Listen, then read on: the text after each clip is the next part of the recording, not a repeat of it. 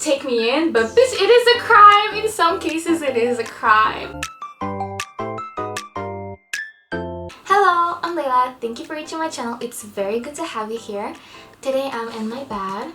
You reached it before any manhwas, so congratulations. The lighting is a bit off, but I hope it's okay. I hope it's picking up well. But yeah.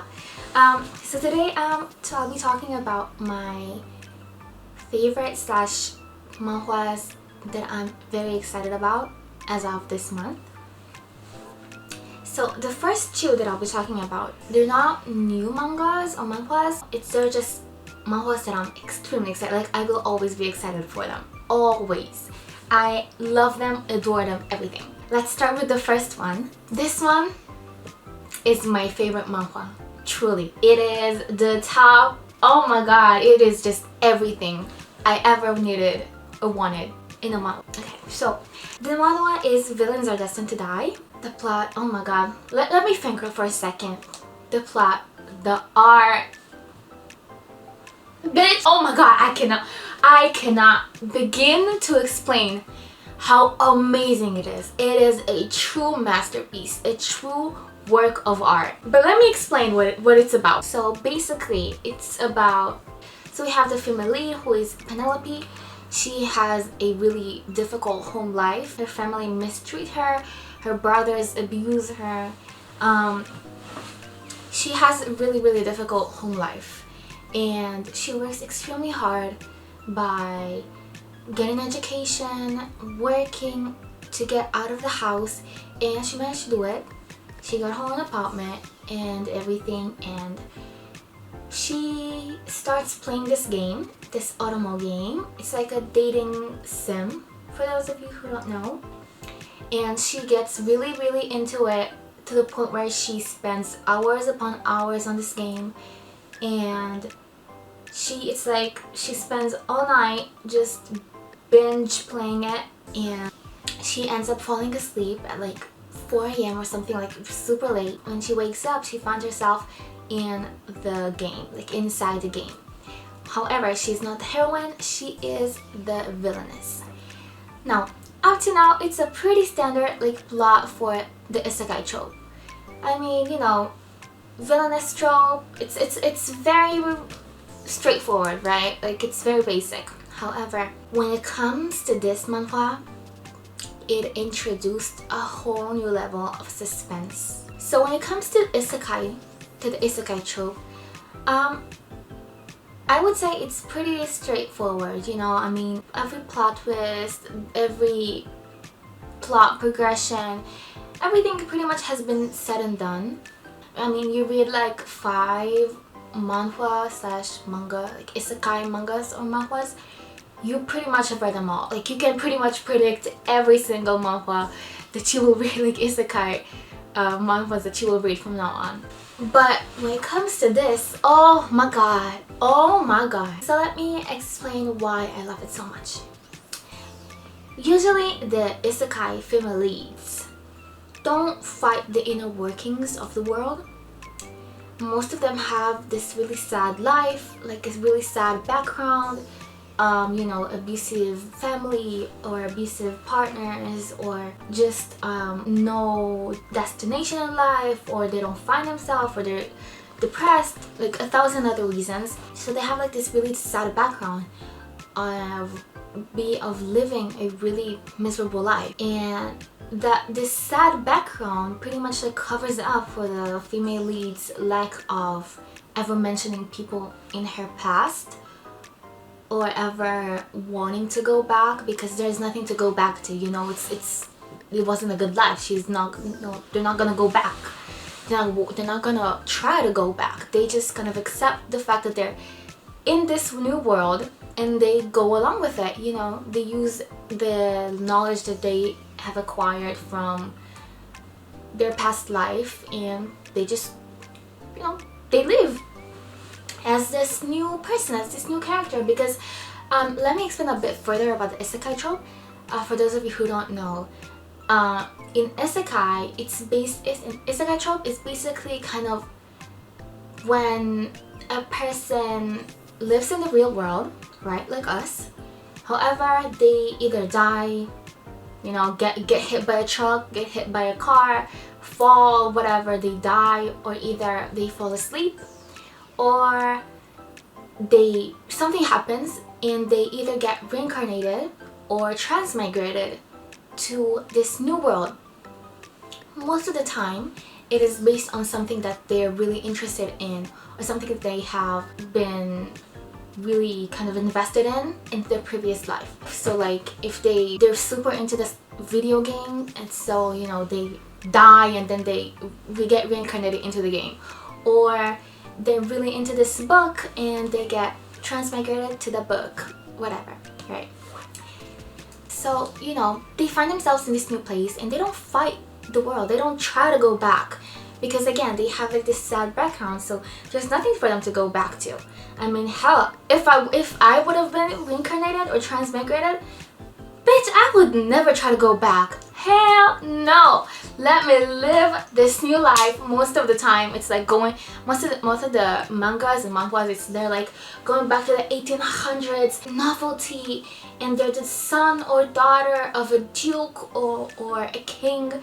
Bitch, let me have it. Bitch, let me have it. But bitch, I would not try to go back. Like, I would not try to go back to.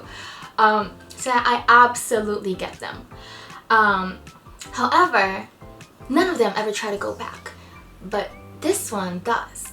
I mean, I won't say none of them, because there are a few that I've read that, you know, have tried to go back and stuff, but it is a pretty rare kind of thing for the female lead or the male lead to want to go back and actively try to go back.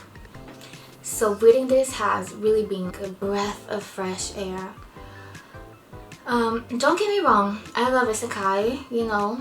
I love isekai, like I'll have it for breakfast, lunch, midday snack, dinner, midnight snack, like everything and in between, girl, I'll have it. I love the isekai trope. But this has really been unlike anything I've ever read. And I've read a lot. Too much. I don't have a life, bitch. I only read manhwas and mangas. It's actually pretty sad, but you know, it is what it is. So let me start with explaining more about the characters. So I already said that she had a really difficult home life, and that she had abusive brothers, you know, in her past life, right? Like in her original world. Now, funnily enough, in this world, she also has two brothers who, surprise, surprise, abuse her. So, because she gets transmigrated into this 𝒮𝑚 game, Penelope has already finished playing the game. However, she played the game on easy mode and played as the heroine. So she only knows the game pretty much from this perspective of the heroine.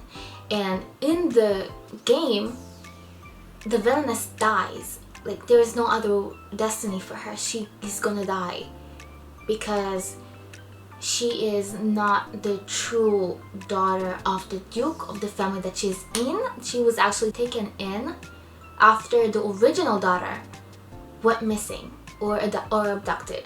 Like, she went missing. So the duke, like the father of the family, just took this random girl off the street. Weird, but he just took her in, and you know, gave her this life of novelty as, you know, as the daughter of a duke. But the family doesn't truly acknowledge her as part of them. I would say it's pretty complicated because her relationship with the family is so complicated. But since she's only played it through the heroine, she has no real background on the villainess. So it's like seeing her try to go through everything is just wonderful. Now, beyond that, this is like something that's, you know, I can say that about every villainous isekai manhwa, but it does it so well, I feel like, because it not only does she want to go back, but her life there is 100 times worse. She doesn't reach like this fantasy land where she has a better life. She reaches a place where in every turn she's going to die. Every turn, if she makes the wrong decision, she's going to face death. Because again, she's like transmigrated to this world on hard mode. And now as the villainess, she has to raise the affectionate levels of all of the male characters just to be able to survive. Because her destiny is to die. She doesn't want to die. She needs to do anything she can to change her destiny. So I mentioned the inner workings of the world. So basically in isekai, something that is very common is that the world is referred to as like something with a consciousness, yeah, with something with a consciousness, bitch, what the fuck, as something with a consciousness. I don't know if I said it right, but you know what I meant. Or it has like its own rules that everything goes by it, and the destiny is very sad. Like these events will happen. So this manhwa also has this kind of thing of the workings of the world, and it pretty much plays as a game, right? So she encounters an event, she gets like pop-ups. If she completes an event, she gets like an item, you know, like gifts and stuff like that. So there's that, which is really adds a really interesting kind of feel to it, because eventually we reach a point where it's not a fucking game anymore. Like this is for her real life right now. Anyways, now we're getting to like what I love most about it. It feels so real. It feels, oh my god, I want to cry when I think about it. Oh my god, I am crying when I am crying. It's beautiful.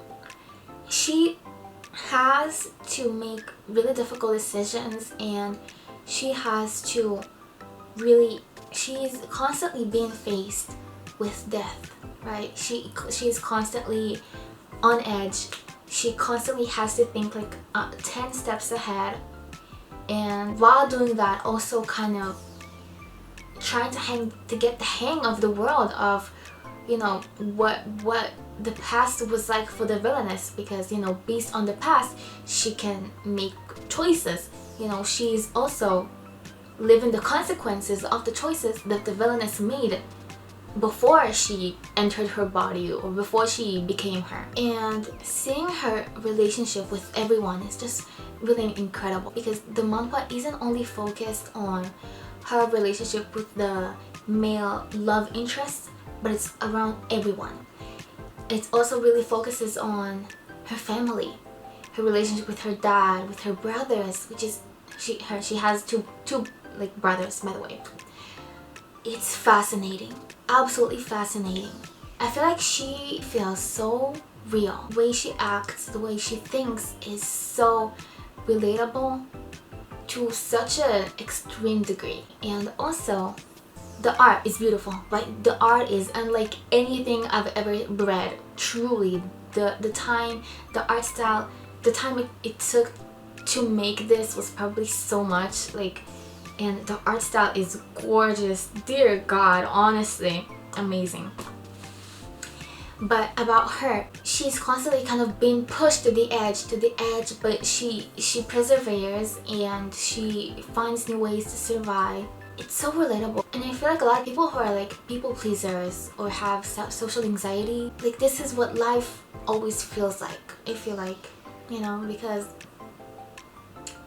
always having to think 10 steps ahead, you know, planning out what you're gonna do. If you're leaving the house, then it's always like, oh, I need to do this, that, and that. This is what I'm gonna say to this person. If I meet this person, then that's what I'm gonna, like, everything is so planned out because you're scared of making a mistake. And when it comes also to people pleasers, it's always like, you always feel like you're one step away from death, but social death, from being hated. So everything needs to be so planned out, everything needs to be right. You need to think 2 or 3 times or 5 times before you say anything, before you speak your mind.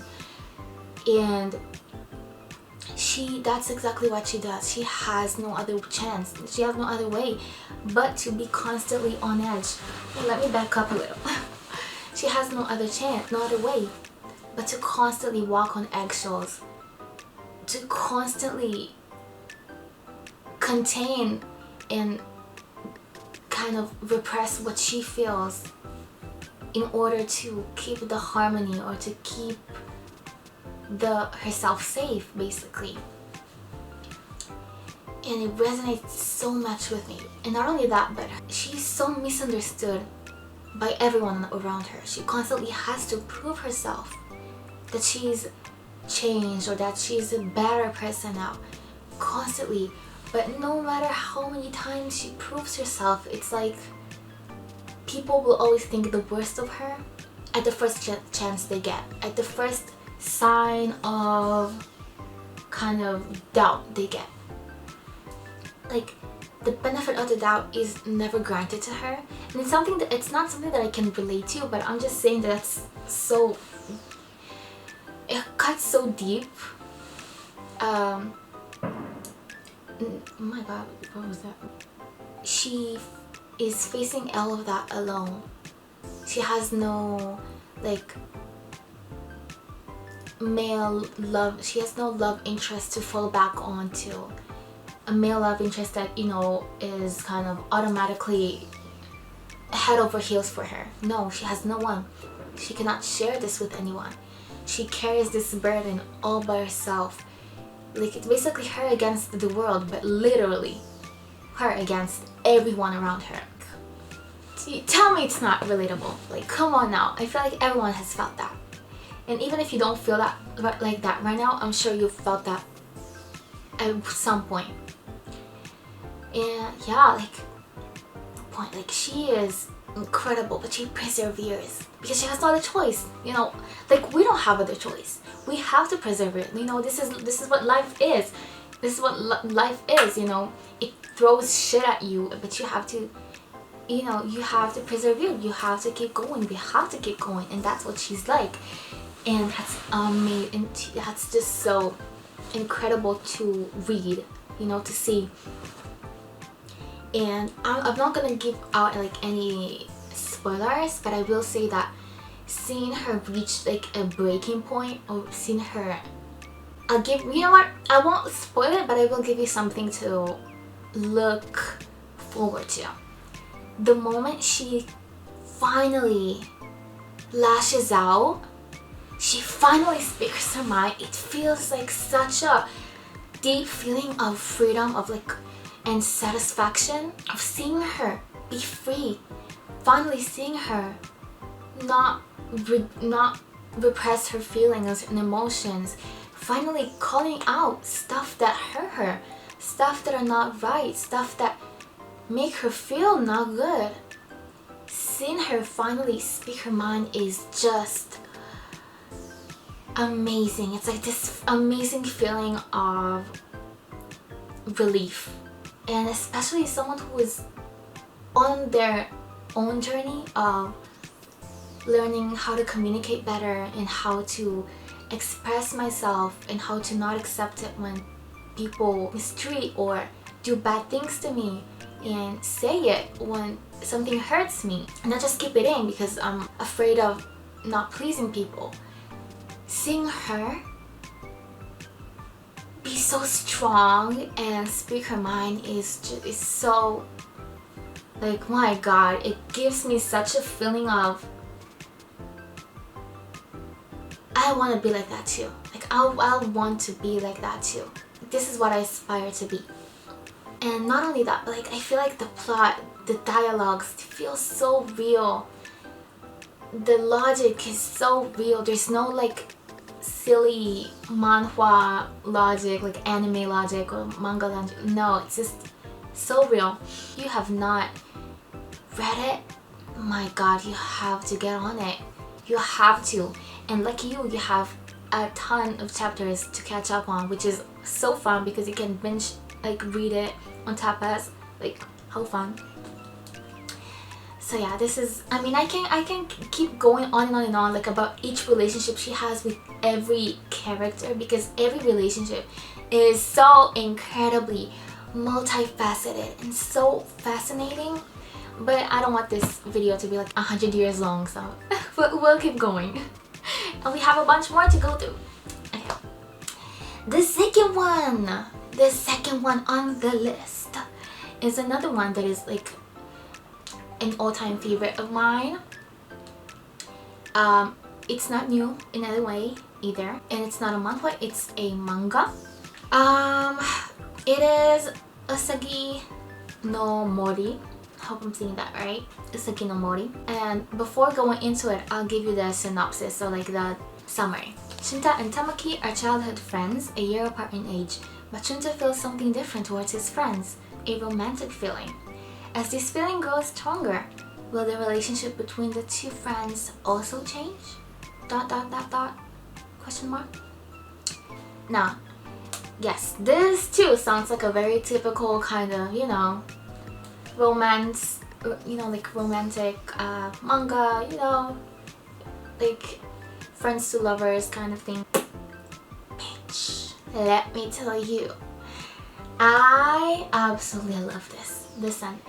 It's, oh, by the way, it is categorized as yaoi. I want to be very careful because I know that people who read yaoi have a lot of the time very bad rap, because a lot of the people in those who read it are fetishizers, and it's a really big problem. I'm not any of that. I really want to focus on this manga as its own body of work and not as its community or its genre. Okay, so I feel like this manga really does an incredible job at depicting what it's like to be in love from a very young age with your friend, and of how it manifests as you grow up. I mean, I don't know it from experience, but it feels very real. Hold on, you know what? I actually have a copy of those. Let me bring it. I'll show you. Bitch, when I told you I love it, I meant it. I love this manga. It is my favorite. I love it. Now, it's even it's actually in Japanese, as you can see. It's it's in Japanese completely, I don't know if you can see it, the dialogues, but it's completely, both of them, they're completely in Japanese because it's not translated, I think. It hasn't been published as translation yet. So I do read fan translation, which I know it's a very, very conflicting and problematic topic, but I definitely do support every artist that I read fan translations from. I don't know if it's good or if it's bad, I'm just saying what I do. Anyways, even though I don't read it, I can't read Japanese, I still really love it. By the way, I'm also studying Japanese, so hopefully I'll be able to read them one day. But yeah, I adore this. I'll explain a bit why. Not only does it feel real, it just feels incredible. It's incredible. The art style is incredible. It's really beautiful. But you know what? It also deals with very heavy topics. It deals with topics of not only just young love and stuff like that, but also it deals with topics like emotional and physical incest. Deals with trauma, sexual trauma, and the way that the characters kind of deal with it and the way that they experience it feels incredibly just touching. I don't want to give y'all spoilers, but I'll just say in general. So one of the main characters deals with such trauma, and the moment that the other one finds out, he addresses it so gently and so perfectly. I feel like he offers him a place to stay. He calls it what it is. Like, honestly, like, it's very, like, he understands that is trauma. He absolutely has trauma from this, and the characters, like, they recognize it, they acknowledge it. It's not, I mean, I feel like sometimes in mangas or manhwas, trauma is never described as trauma. You know, like they don't give psychological terms or real life terms to it, to what this traumatizing event was. But this does. Like, they know what it is. It's very clear what it was in dealing with it. They're also like teenagers. They're in high school. So they not only deal with that, but also deal with love and what's the right way to approach it, what's the right way to express it. And it's a constant kind of trial and error. And one of the characters, 𝐶𝘂𝗿𝗃, is very like indifferent, very non-expressive and nonchalant and blunt with his emotions, which I really love.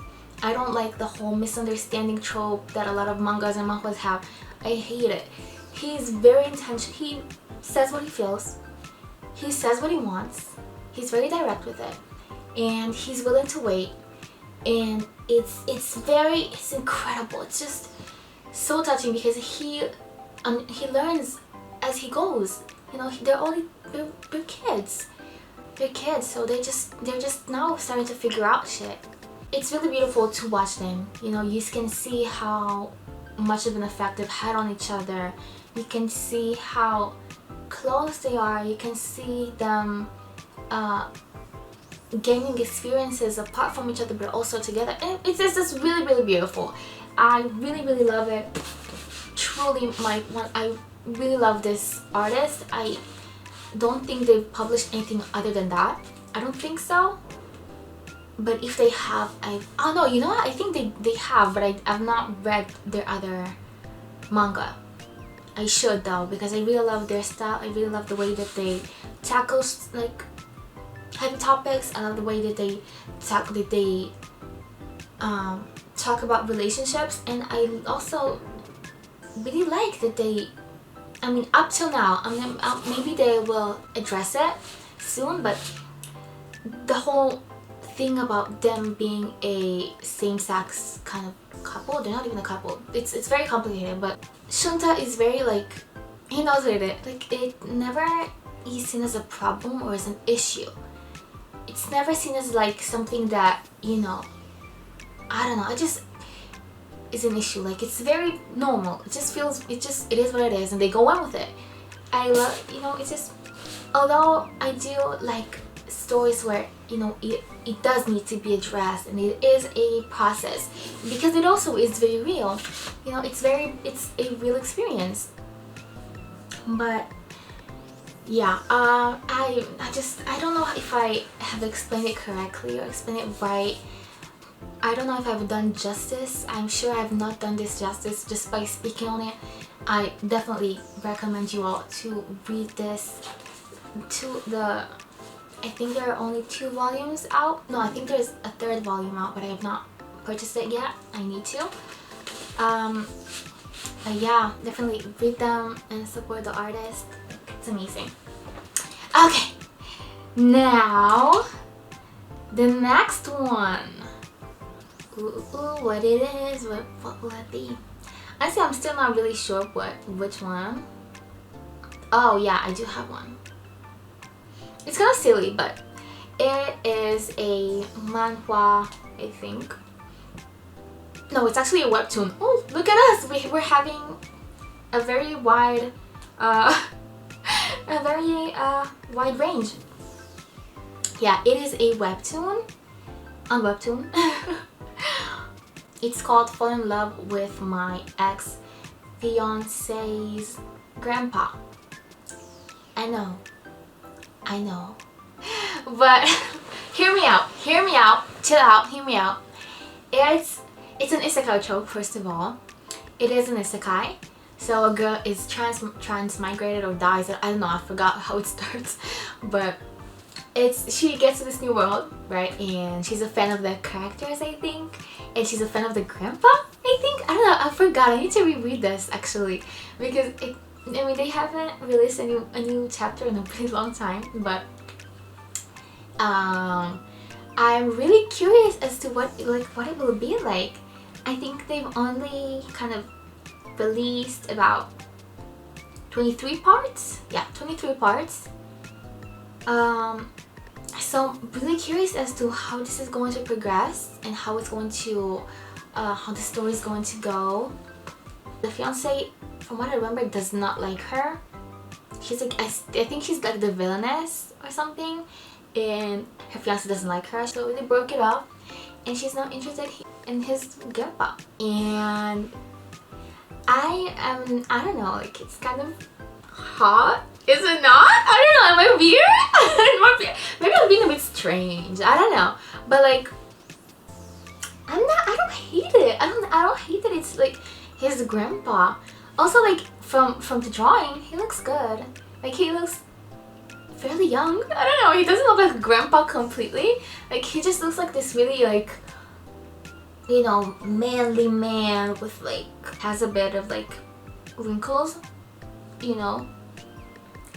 I don't know, you guys. I like it. I don't know, I really like it. Whatever, like, sue me, take me to jail. I like it. I'm standing on my truth. I like it. I like it. Fight me. No, don't fight me, actually. You know, I don't know. I do not know how to fight. Sue me. No, arrest me. Yeah, this is something that I'm willing to handle. Arrest me. Okay? Arrest me. If it's a crime to love... No, it's a crime. I was going to say, if it's a crime to like large age gaps, take me in, but bitch, it is a crime. In some cases it is a crime. No, but you know what I mean. I mean, like, between consenting adults. I mean, between people who are very much adults, who are incredibly an adult, like 24 or 23, 24, 25 and over. Yeah. But yeah, literally arrest me. Take me in. Take me in. Take me in. If it's a crime, it's not a crime. Okay. So I really liked it. And I'm really looking forward to it, but I don't think we'll get anything soon because the artist already has like a webtoon that they are invested in and that's ongoing. I think it's called The Neighbor Upstairs, something like that. I haven't read it, but it's more of a psychological horror theme. I have it like bookmarked. I'm subscribed to it, like, because I need to read it. I want to read it, but I need to be in like a specific vibe to want to read like horror. I feel like it's very rare that I read horror. I'm mostly a romance kind of gal. Yeah, because I don't have it in real life. So I have to acquire it. I have to, you know, consume it from some other place. Like, it's either on manhwas, or otome games, or like dating simulators, or ASMR boyfriend videos. I know. Don't judge me. I know. What can I say? I mean, I like him. I'm standing on it. I like it. Yeah, I'm not ashamed. I'm not ashamed. Maybe I am a little bit embarrassed. Like, I would not admit it in front of other people, but no, you know what? I will.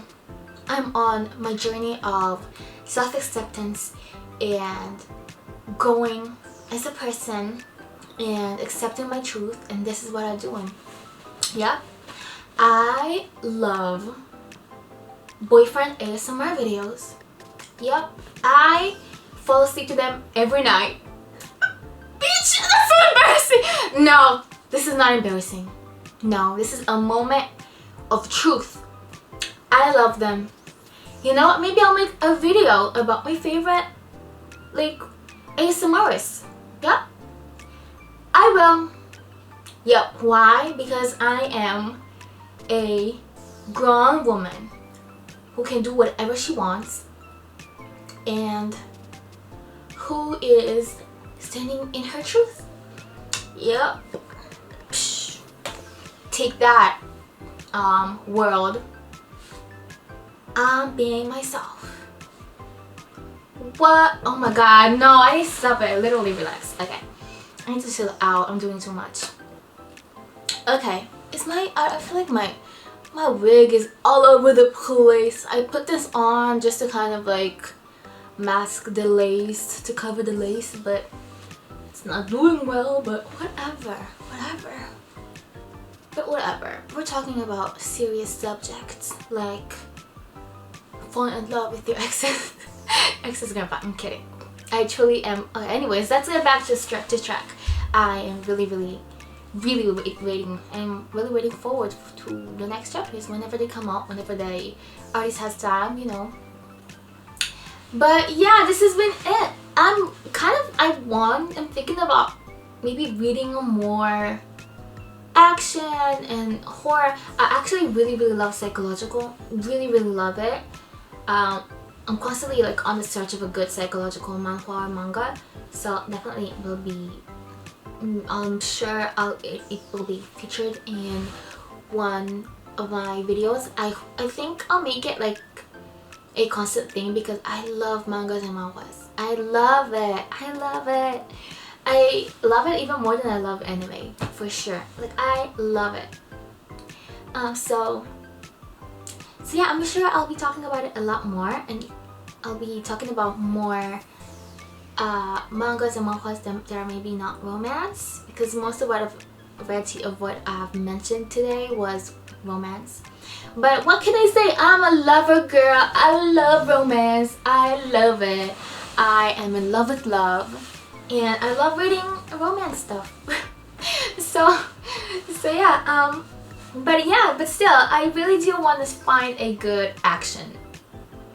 Now, actually, I do have a few action manhwas that I've been meaning to read, but I just never get around to it because the romance category is just so attractive. You know, it's very hard to pivot from it, especially when you are a single girl in her 20s. Like, come on now. Like, me and romance, romance is basically my middle name.